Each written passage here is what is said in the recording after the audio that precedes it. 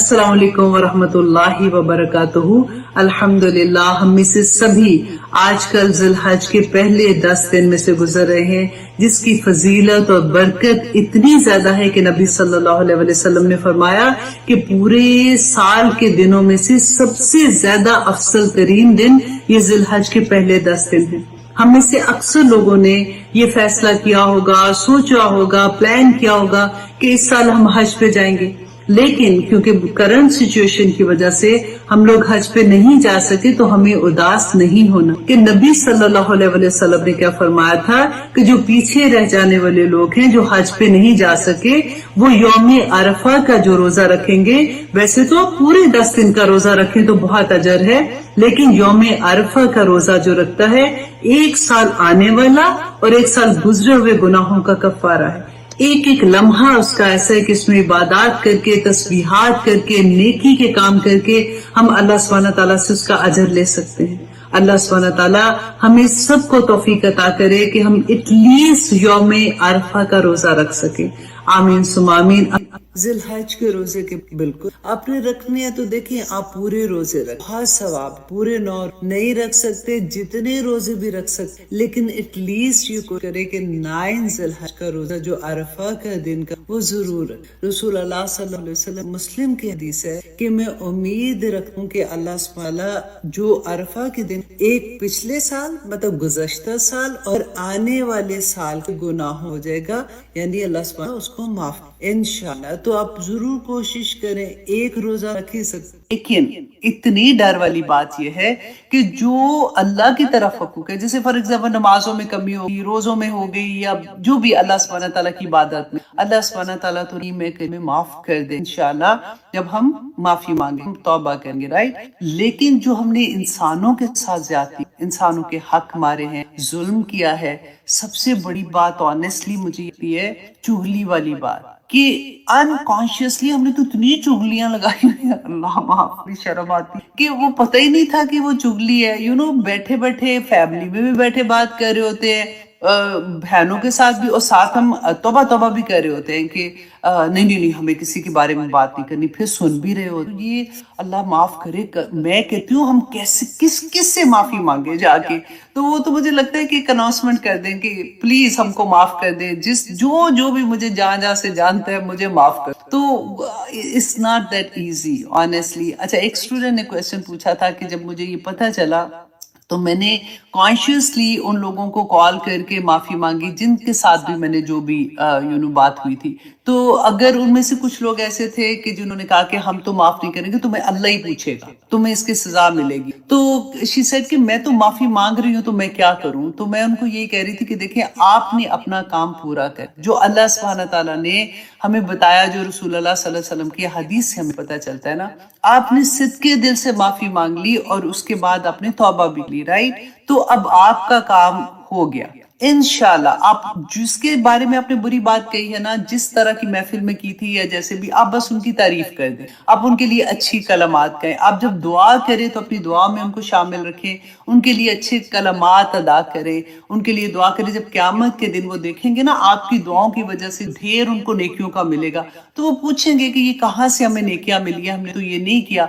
तो अल्लाह सुब्हानहू तआला जब वो फरिश्ते बताएंगे कि ये बंदा है जिसने तुम्हारे लिए दुआए खैर की थी, तो वो उससे खुश होके तो वहां पे भी माफ कर। There is a lot of ways, अल्हम्दुलिल्लाह अल्लाह सुब्हानहू बता दिया ना, तो इसलिए कॉन्शियसली सोचें और माफी मांगे, ठीक है। और कई दफा तो हमें शर्म भी आती है कि हाय, उसको तो पता ही नहीं कि मैंने ये कहा था, मैं उससे माफी मांगू, तो बस गोल गोल माफी मांग ले ताकि उनके सामने शर्मिंदा भी ना और माफी भी मिल जाए। अल्लाह सुब्हानहू तआला हमारे दिलों के हाल जानते हैं ना, क्योंकि बातें तो हमने गोल गोल नहीं की होती, बातें तो हमने ठा ठा करके की होती हैं। तो इंशाल्लाह जी, बात सिर्फ यही है कि अल्लाह हमसे राजी हो जाए। अल्लाह हमारी नियतें जानते हैं, हम कोशिश कर रहे हैं ना सारा कुछ करने की। अब हज में से जो पूरे हाजी जब वापस आते हैं तो क्या चीज लेके आते हैं और किस चीज की वहां पे प्रैक्टिस होती है और किस चीज की वापस जिंदगी में आके प्रैक्टिस। आपने देखा होगा कि जब नए नए हाजी वापस आते हैं तो अल्हम्दुलिल्लाह बहुत से लोगों की जिंदगियां वाकई बदल जाती हैं। जो पहले नमाज नहीं पढ़ते थे, अल्हम्दुलिल्लाह वो नमाजी भी हो जाते हैं। औरतों में से भी आप देखो कि बहुत सी औरतें हिजाब लेना शुरू कर देती हैं, لیکن میں وہ بتانے کے لیے نہیں آنیسٹلی کہہ رہی، میں جسٹ ایسے کہ یہ ہوتا ہے کہ کچھ دیر کے بعد جب وہ رنگ اترتا ہے تو پھر وہ اتار بھی دیتی ہیں اسی زور و شور سے. بس اللہ سبحانہ تعالیٰ ہمیں توفیق عطا کرے کہ ہم جم جائیں جو ہم کر کے آئیں، وہاں پہ جو وعدے کی ہوتے ہیں اس پہ ہم جم جائیں. تو جیسے میں یہ لیکچر تیار کر رہی تھی نا، تو میں سوچ رہی تھی کہ جیسے آدمی جب واپس آتے ہیں، بہت سے لوگ ہیں تو ہم کہتے ہیں نا حاجی صاحب، کہ ان کو تو ہم حاجی صاحب کہتے ہیں، تو عورتوں کو ہم کیا کہتے ہیں؟ وہ بھی تو حج کر کے آتی ہیں. لیکن یہ مجھے نہیں سمجھ آئی تھی، میں بڑا سوچا، میں نے کہا حاجن صاحب تو کوئی بھی نہیں، حاجن تو نہیں کہتے، وہ تو میں نے نہیں آج تک کسی کو سنا. لیکن حاجی صاحب تو پکے ہو جاتے ہیں نا، ان کے تو نام ٹیگ لگ جاتا ہے کہ یہ حج کر رہے ہیں. تو اب یہ مطلب بیسیکلی اس کا مقصد کیا ہوتا ہے، میسج کیا ہوتا ہے کہ نو یہ شریف ہو گئے، یہ اب ٹھیک ہو گئے. اللہ اکبر. اچھا جی، اب دیکھیے کہ انسان کے نیک اعمال اللہ کے ہاں اس وقت قابل قبول ہوں گے جب وہ سنت کے طریقے پر، رسول اللہ کی سنت کے طریقے پہ ہوں گے. جو سنت کے مطابق نہیں ہے وہ قبول نہیں ہے. اب دیکھیں نیک عمل تو مسلمان بھی کرتا ہے، کافر بھی کرتا ہے، یہودی بھی کرتے ہیں، مشرکین، مطلب سارے ہی کرسچنز ہیں، ہر کوئی نیک عمل کرتا ہے. لیکن قبولیت کس کی ہے؟ جو سنت رسول کے مطابق عمل کرے گا. کیسے؟ اب دیکھیں جیسے قرآن میں اللہ سبحانہ تعالیٰ نے اقیموا الصلاۃ کی بات کہی ہے. 5 نمازوں کا ایکچولی اگر ہم کہیں نا، ہم ایک تفسیر میں نکالتے ہیں، لیکن اگر دیکھیں کہ اللہ سبحانہ تعالیٰ نے اس طرح سے 5 نمازوں کا کہا ہے یا وقت کا بتایا، تو وہ تو نہیں ہے پراپر طرح سے نا. ہمیں کس نے بتایا؟ رسول اللہ صلی اللہ علیہ وسلم بتایا تھا. اور اگر ہم یہ سوچیں کہ نہیں جی یہ نماز کوئی بات نہیں، ابھی تو میں نہیں ہے، تو میں یہ عصر کے ٹائم پہ پڑھ لوں گی، عصر کی میں مغرب کے ٹائم پہ نہیں ہوں. اسی طرح سے وضو کا طریقہ، ہم کہے جی نہیں کیا ہے، صاف ستھری تو ہوں میں، تو میں نے کیا کرنا ہے، میں اس طرح کا وضو نہیں ہے تو میں بس ہاتھ دھو کے میں وضو ہوگا؟ نہیں ہو. ہر وہ طریقہ، ہمیں تو ہر طریقہ جو رسول اللہ نے بتایا ہے نا، اگر ہم سنت پہ عمل نہیں کرتے تو پھر وہ ہماری مرضی کی جو نیکیاں ہوں گی وہ اس طرح سے قبولیت ان کی نہیں ہے. اور دیر از اے لانگ لسٹ اگر آپ اس کو دیکھیں. اب کیونکہ میں نے آنا ٹاپک پہ، حج کے ٹاپک پہ، اس لیے میں اس کو زیادہ الیبوریٹ نہیں کر رہی ہوں. انشاءاللہ جہاں پہ آئے گا تو میں آپ کو ڈیٹیل سے بھی بتا دوں گی، کیونکہ جب ہم ورڈز میں سنتے ہیں نا تو ہم اس کو ریلیٹ کر سکتے ہیں، پھر ہم کہتے ہیں ہاں واقعی یہ تو میں ایسے سوچ رہی تھی، یا ایسے واقعی ایسی بات ہے. تو اب دیکھیے کہ حج پہ جب حاجی جاتے ہیں 8 ذی الحج کو، آپ دیکھیں کہ وہ کیا کہتے ہیں کہ مسجد حرام کو چھوڑ کر مینا میں خیمہ زن ہو جاتے ہیں. ٹھیک ہے، اب دیکھیے کہ خانہ کعبہ میں ایک نماز پڑھنے کا کتنا، 1,00,000 سے بھی زیادہ نماز پڑھنے کا ثواب ہے نا. تو اتنا بڑا ثواب خانہ کعبہ میں نماز پڑھنے کا ہے، تو ہم وہ جگہ چھوڑ کے مینا میں کیوں آ کے خیمہ لگا کے بیٹھ جاتے ہیں؟ کیونکہ رسول اللہ صلی اللہ علیہ وسلم نے ایسے ہی کیا تھا، اس لیے ہم کرتے. اب دیکھیں مینا میں ہم پہنچتے ہیں تو 9 کی صبح کو، 9 ذی الحج کو فجر کی نماز کے بعد ہم وہاں سے نکل کے کہاں جاتے ہیں؟ عرفات میں جاتے ہیں. عرفات میں کیوں جاتے ہیں؟ دیکھیے آپ مینا اور عرفات میں کوئی اتنا بڑا فاصلہ نہیں، وہی زمین ہے، وہی آب و ہوا ہے، وہی سارا کچھ ہے نا. تو وہاں سے خیموں سے نکلتے ہیں، وہاں جا کے ہم بیٹھ جاتے ہیں اور عبادت کرنے لگ جاتے ہیں، عبادت کے دعائیں مانگتے ہیں. تو وہاں پہ ہم کیوں کرتے ہیں؟ کیونکہ رسول اللہ صلی اللہ علیہ وسلم نے ایسے ہی کیا تھا کہ وہ فجر کی نماز کے بعد عرفات کے لیے نکلے. اب دیکھیے وہاں پہ ہم جاتے ہیں، یہاں سے تو ہم عبادت کرنے جاتے ہیں نا، اتنا دل میں جوش جذبہ ہوتا ہے کہ ہم نے یہ کرنا ہے، ہم ایسی عبادت کریں گے، ہم نمازیں پڑھیں گے، نوافل پڑھیں گے. اچھا وہاں پہ جا کے اب عرفات میں آپ دیکھیے خطبہ سنتے ہیں نا، تو اس کے بعد ظہر عصر کی نمازیں اکٹھی پڑھتے ہیں. اب وقت پہ نماز پڑھنے کا تو اتنا زیادہ ثواب ہے، وہاں پہ وہ نمازیں ہم اکٹھی پڑھتے ہیں اور قصر پڑھتے ہیں. کیوں پڑھتے ہیں؟ کیونکہ رسول اللہ صلی اللہ علیہ وسلم نے ایسے پڑھی تھی، ہم اپنی مرضی سے نہیں کر سکتے. اب عرفہ میں آپ سوچئے ہم دعائیں کرنے کے بعد، سورج غروب ہونے کے بعد ہم وہاں سے نکلتے ہیں تو ہم مزدلفہ چلے جاتے ہیں رات گزارنے کے لیے. اب سورج غروب ہونے کے بعد اب دیکھیں مغرب کا ٹائم تو عرفہ میں آ گیا، لیکن ہم مغرب نہیں پڑھتے. ایون دو ہم وہاں پہ ادھر ہی ہوتے ہیں، ہم ابھی نکل رہے ہوتے ہیں، لائنیں بنا رہے ہیں، رش اتنا ہوتا ہے، لیکن مغرب نہیں پڑھتے. مغرب ہم جا کے مزدلفہ میں مغرب اور عشاء اکٹھی پڑھتے ہیں. کیوں؟ کیونکہ رسول اللہ نے ایسے کی. اب ہم کہہ سکتے ہیں کہ جی ٹائم پہ نماز کا ہو گیا تو وہاں پہ بھی کھڑے ہوئے ہیں تو وہاں پہ نماز پڑھ لیں، لیکن کیونکہ میرے نبی نے نہیں کیا تھا، انہوں نے ایسے ہی کیا تھا، تو ہم بھی ایسے کرتے. اب دیکھیں مزدلفہ میں کھلا آسمان، کوئی چھت نہیں ہوتی ہے. وہاں پہ جا کے جب حاجی وہاں پہ پہنچتے ہیں مشکل سے جگہ ملتی ہے. اب دیکھیں ہسبینڈ اینڈ وائف ہیں تو وہاں پہ کیونکہ تھکاوٹ بھی اتنی ہوتی ہے. اب ہسبینڈ آپ کے یا تو رائٹ پہ ہوگا یا پہ لیفٹ پہ ہوگا. اب کئی دفعہ ایسا ہوتا ہے کہ آپ کی ایک سائڈ پہ غیر محرم جو بیٹھا مطلب آدمی ہے وہ لیٹا ہوتا ہے، لیکن ایسی وہاں پہ کوئی حالت ہوتی ہے اور ساری جگہ پہ آپ دیکھیں ایسا لگتا ہے قیامت کا نقشہ یاد آ جاتا ہے کہ جس کو جہاں پہ بہت سے لوگ ایسے ہوتے ہیں ان کو پراپر جگہ بھی نہیں ملتی، پتھر ہوتے ہیں نیچے، وہ اپنی پتلی سی جائے نماز بچھاتے ہیں کہ یہاں پہ ہم نے اسی طرح سے لیٹنا ہے اور یہاں پہ آنکھ لگانی ہے، مطلب سونا ہے. اور اس کے بعد آپ دیکھیں کہ تہجد میں آنکھ کھلتی ہے کیونکہ وہاں پہ نیند اتنی پراپر تو آتی بھی نہیں ہے، تو تہجد میں آنکھ کھلتی ہے لیکن ہم تہجد نہیں پڑھتے. اتنی افضل عبادت ہے اس لیے کہ رسول اللہ نے نہیں پڑھی تھی. اس کے بعد ہم فجر کے بعد ہم نکلتے ہیں اور واپس ہم مینا کی طرف آ جاتے ہیں. کیوں آتے ہیں؟ کیونکہ رسول اللہ نے ایسے ہی کیا تھا. اب مینا میں جب ہم پہنچتے ہیں نا تو سب سے پہلے ہم جا کے کیا کرتے ہیں، جمرہ عقبہ، اس کو ہم جا کے کنکریاں جو مارنی ہوتی ہیں وہ مارتے ہیں. تو دوسرے دو جو ہے نا ان کو ہم نہیں مارتے. کیوں نہیں مارتے؟ اس لیے کہ رسول اللہ نے نہیں مارے تھے، انہوں نے ایک ہی کو مارا تھا تو اسی کو ہم نے پہلے دن مارنا ہے. پھر اس کے بعد ہم واپس آتے ہیں، ہم قربانی کرتے ہیں. اس کے بعد جو آدمی ہے وہ اپنے بال کٹائیں گے، سر گنجا جیسے کہتے ہیں نا وہ کراتے ہیں.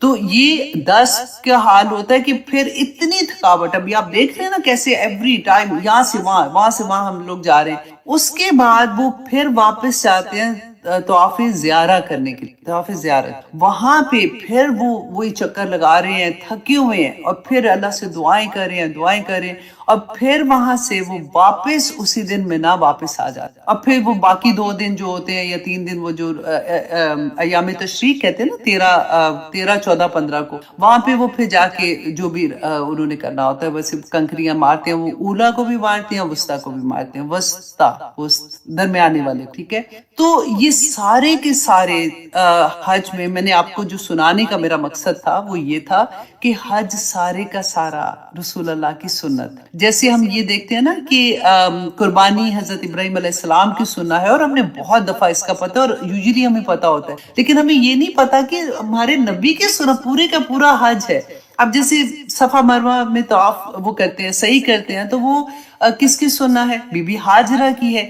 اللہ سبحانہ تعالیٰ نے رہتی دنیا تک اور ایک عورت کے قدموں کے اوپر سارے آدمیوں کو بھی چلا دیا، ساری عورتوں کو چلو اس کے قدموں پہ چلو، ایسی سنت کی ساری دنیا. اور رسول اللہ صلی اللہ علیہ وسلم ایک حج کا سٹیپ جو ہے وہ میرے نبی کی سنت ہے. اور اس میں سبق کیا ہے آپ یہ دیکھیں کہ حاجی جو ہے وہ جب یہ سارا کچھ کرتا ہے اور اس کو یہ پتا ہوتا ہے کہ میری مرضی کے بغیر تو میں ادھر سے ادھر نہیں ہل سکتا، مجھے رسول اللہ صلی اللہ علیہ وسلم کی سنت پہ عمل کرنا ہے، تو جب وہ واپس آئے گا اپنے گھر میں تو پھر اپنے ہر عمل میں رسول اللہ صلی اللہ علیہ وسلم کی قولی سنت اور ان کی فعلی سنت، وہ ہر سنت رسول اللہ کی کرے گا. اپنی زندگی کے فیصلے کرنے سے لے کے، کاروبار سے لے کے، ایچ اینڈ ایوری تھنگ اس کی صبح سے رات تک رسول اللہ کی سنت کے مطابق گزرے گی، کیونکہ وہ اتنا مہنگا اپنا حج جو کر کے آیا ہے اور اس کی قبولیت کی دعائیں مانگ کے آیا ہے، تو کیسے ہو سکتا ہے کہ واپس آ کے وہ رسول اللہ کی سنت کو چھوڑے، کسی بھی سنت. تو یہ بہت پیاری ایک بات تھی. میں نے کہا کہ ہم اس اینگل سے حج کو دیکھیں، کیونکہ یوزلی ہم عبادات کی بات کرتے ہیں، ہم عرفات کی بات کرتے ہیں، ہم قربانی کی بات کرتے ہیں، تو ہم یہ دیکھیں کہ جو ہم حج کر رہے ہوتے ہیں تو اس میں ایکچولی ہماری ٹریننگ کی بات کی کہ جب ہم واپس مڑے اپنے گھروں میں آئے تو ہم نے رسول اللہ صلی اللہ علیہ وسلم کی سنت کو اپنی زندگی کے ہر پہلو پہ اپلائی کرنا ہے. الحمدللہ. تو آئیے جناب ہم آتے ہیں واپس اپنے سبق کی طرف. کیا ٹائم 19 منٹ جی ہم کر رہے ہیں سورہ یوسف کی آیت نمبر 20. اور سورہ یوسف آپ دیکھیں کہ اتنی پیاری کہ جیسے میں نے لاسٹ ٹائم بھی آپ کو کہا تھا کہ ایک آیا جو ہے نا وہ ایسی ہے جیسے اس سے آگے گزرنے کو اتنے سبق ملتے ہیں کہ ہماری ریگولر زندگی میں ہم نے کیسے اس کو اپلائی کرنا ہے. تو अभी तक हमने क्या पढ़ा था, थोड़ा सा रिकैप कर लेते हैं कि यूसुफ अलैहिस्सलाम जो थे उन्होंने ख्वाब देखा था, उनके फादर ने कहा था कि देखो तुम अपने भाइयों को ये ना बताना, शैतान जो है वो बड़ा दुश्मन है इंसान का। उसके भाइयों ने क्योंकि जेलसी की वजह से हसद करते थे, हजरत यूसुफ अलैहिस्सलाम को कुएं में फेंक दिया। वहां से काफिला गुजरा था जिसने मिस्र में जाना था, वो काफिले ने उनको माल समझ के, क्योंकि उस जमाने में इंसान बिकते थे, तो माल समझ के उसको उठा लिया और जाके मिस्र में उनको बेच दिया। वहां पे उनको जो अजीज मिस्र है उसने उसको खरीदा। अब खरीदने के बाद देखिए उसके लफ्ज सब गौर करें। अपनी बीवी के पास जब वो घर में लेके गया तो उसने अपनी बीवी से कहा कि ये मैं जो लाया हूं बच्चा, ये इसको अच्छी तरह से रखना, हो सकता है हम इसको अपना बेटा बना लें। ठीक है, तो कॉन्सेप्ट आप यहाँ पे देखिए और फीलिंग्स भी साथ देखिए। आप पढ़ते हैं ना तो आपको अच्छे से अंदाजा होगा कि द मोमेंट कोई ऐसी वाली बात करते हो तो वो बच्चे से एक फर्क तरह मोहब्बत होती है कि मैं बेटा, मतलब वर्ड आ गया ना साथ। अच्छा, अब यूसुफ अलैहिस्सलाम उस घर में बड़े हो रहे हैं। वो पहले मैंने आपको बताया था 10 से 12 साल का बच्चा। अब वो बच्चा जो है वो बड़ा हो रहा है और वो बच्चा जो है अब हो गया कितना, 18-20 साल के दरमियान में। अब वो प्यारे भी थे लेकिन अभी प्यारे को आप साइड पे, अभी ये देखिए कि अब वो बच्चा बड़ा हो गया है तो जवान हो गया। अब ये जो अजीज मिस्र की बीवी थी, इनका नाम जो जुलेखा स्टोरीज में आता है, और मैंने आपको बताया कि कुरान में और तौरा में ये नाम नहीं है, ये तलमूद में इनका नाम जुलेखा आया है। इसलिए कहीं कहीं मैं अगर यूज करती हूँ तो आपको समझ आ जाएगी कि अजीज मिस्र की बीवी के बारे में बात करें। अब उनकी बीवी जो थी ना, आप ये सोचिए कोई बूढ़ी औरत नहीं है, ये यंग लड़की है जो शादीशुदा, लेकिन अभी इसके बच्चे नहीं हैं। ठीक है, और घर में रह रही है और ये आम औरत नहीं है, ये वहां की एलीट क्लास जो होती है ना वहां की औरत है, क्योंकि उसका खामन जो है वो बहुत, उसका जो पोस्ट है वो बहुत बड़ी पोस्ट पे है। जैसे आप सोचिए कि कोई बहुत बड़ा सियासतदान हमारे मुल्क का, उनकी फैमिली और उसके फिर दोस्तियां सारी, वो पूरे ऐसे एक ग्रुप होता है ना सारे का सारा, उस तरह का ये खानदान है। अब ये औरत जो है, इसकी स्टोरी और फिर उस बच्चे की स्टोरी जो कि हजरत यूसुफ के नाम से है, ये हम देखेंगे कि हमें अल्लाह सुब्हानहू तआला इस पे क्या सबक दे। आऊज़ु बिल्लाहि मिनश शैतानिर रजीम, बिस्मिल्लाहिर रहमानिर रहीम। वरावदत, अच्छा ये आयत नंबर है 23। ठीक है, वरावदतहु हुल्लती हुवा फी बैतिहा अन नफ्सिही, कि वो फिसलाना चाहा किसको, यूसुफ अलैहिस्सलाम को, वरावदतहु, उसको, यूसुफ अलैहिस्सलाम को, अल्लती हुवा फी बैतिहा, जिसके घर में वो रहते थे, अन नफ्सिही, अपनी नफ्स से। अब यहाँ पे देखिए कि ये औरत जो है ना ये शादीशुदा है, जैसे मैंने आपको बताया। अब यूजुअली क्या होता है कि शादीशुदा औरत के बारे में हमारा ये कॉन्सेप्ट ही नहीं होता। हमें पता होता है ना, फॉर एग्जांपल किसी के बारे में हम बात करते हैं कि वो लड़की का अफेयर है फलां लड़के साथ, तो हम एक्सेप्ट कर लेते हैं, माइंड कहते हैं कि हाँ होगा। लेकिन शादीशुदा औरत के बारे में अगर पता हो ना कि फलां की बीवी का तुझे पता है फलां के साथ है, तो हम कहें नहीं नहीं वो तो ऐसे, वो गलत बात नहीं करो, वो तो she is a married woman. तो यहाँ पे अल्लाह सुब्हानहू तआला ने वही पॉसिबिलिटी बताई है कि ये हो सकता है, और हो कैसे सकता है और उससे बचाव कैसे करना चाहिए, वो इस आया में अल्लाह सुब्हानहू तआला ने हमें बताया है। क्योंकि आप देखिए 5वां पारा जो है उसका शुरू में आप देखिए अल्लाह सुब्हानहू तआला ने वल मुहसनात का लफ्ज इस्तेमाल किया ना, ये सीन से नहीं या स्वाद से है। सीन से तो मोहसिन कहते हैं ना कि जो नेकी करने वाला, जो हक है उससे ज्यादा नेकी करने वाला, लेकिन मुहसनात जो स्वाद के साथ होता है ना उसको कहते हैं जो हसार में होता है, जैसे बड़े किसी किले के अंदर महफूज बेसिकली।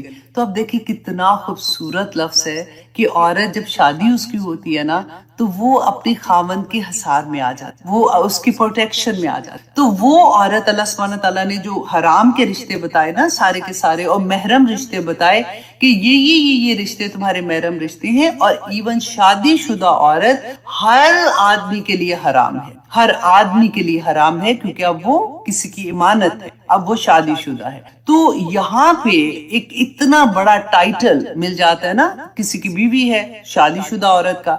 तो अल्लाह सुब्हानहू तआला ने बताया कि ये औरत जो शादीशुदा थी ये क्या कर रही थी, ये अपने ये जो बच्चा था उनके घर में, जिसको उसके खावंद ने कहा कि शायद हम उसको बेटा बना ले, चलो बेटा नहीं भी बनाया उसने, लेकिन उनके घर में काम कर रहा था, रह रहा था उसी के तरह से। तो उसमें हमें क्या सबक मिलता है? اب دیکھیے کہ گھروں میں آپ ایک اندازے سے آپ یہ سوچ لیجئے کہ جیسے گھروں میں نوکر ہوتے ہیں، کئی دفعہ اسی سے بلکہ مجھے ابھی ایک دم سے میرے ذکر ہو رہا ہے کہ میں پڑھی تھی تو مولانا مودودی صاحب، ان کی بارے میں جب ان کی جماعت نے اعتراضات کیے تھے نا، ان میں سے ایک اعتراض یہ تھا کہ ان کے گھر میں جو خنسامہ ہے وہ آدمی ہے. تو وہ مودودی صاحب نے کہا کہ میری بیوی جو ہے وہ بہت اچھے گھرانے سے ہے، اس کو کھانا نہیں آتا پکانا، تو اس لیے ہم نے خنسامہ تو رکھنا، مطلب میں نے رکھا ہوا ہے. تو انہوں نے کہا کہ نہیں آپ عورت رکھیں اس کی جگہ پہ. تو انہوں نے کہا کہ نہیں، اگر میں عورت رکھوں گا تو وہ میرے سے اس کا پردہ ہے. تو انہوں نے کہا کہ نہیں، آدمی کچن میں نہیں جاتے، عورتیں جو گھر کی ہیں وہ تو کچن میں ہی جائیں گی نا، سارا بندوبست کرنا، دیکھنا کیا ہو رہا ہے کیا نہیں ہو رہا. تو یہ بہت بڑی ایک پھر سٹوری آگے تھی، وہ میں یہاں پہ مینشن نہیں کرنا چاہ رہی، کیونکہ میں صرف یہ پوائنٹ آپ کو بتانا چاہ رہی ہوں کہ ہمارے گھروں میں کئی دفعہ ایسا ہوتا ہے کہ آدمی نوکر ہو. تو یہاں پہ ہم نے کیا دیکھا کہ وہ پھسلانا چاہا. یہ ایسے نہیں ہوا کہ اسے اچانک اس پہ حملہ کوئی کر دیا یا اچانک کچھ کیا. یہ سٹوری تو کافی دیر سے چل رہی تھی. وہ پھسلانے کا مطلب ہے کہ وہ کوشش کر رہی تھی، وہ بار بار کوشش کر رہی تھی کہ کسی طرح سے اس کو اپنی طرح اٹریکٹ کروائے. لیکن وہ کیونکہ حضرت یوسف علیہ السلام آگے پڑھیں گے. اب میں تو ایک لڑکا ایک لڑکی کی سٹوری کی طرح آپ کو ایک عورت اور ایک مرد کی سٹوری کی طرح سنا رہی ہوں نا فی الحال. تو اب کیا تھا کہ یہ عورت جو ہے وہ اپنے گھر میں اکیلی ہے، اور وہاں پہ جو لڑکا ہے وہ بھی، مطلب یہ دونوں اکیلے ہیں. ٹھیک ہے، اب اس کو غور کریں آپ کہ اللہ سبحانہ تعالیٰ نے قرآن پاک میں کیا فرمایا ہے کہ یہ نہیں کہا کہ زنا نہ کرو، یہ کہا ہے وَلَا تَقْرَبُوا الزِّنَا، کہ زنا کے قریب بھی نہ جاؤ. مطلب کیا ہے کہ کوئی بھی ایسی چیز جو اس حد تک تمہیں لے کے جائے گی کہ تم برباد ہی ہو جاؤ گے.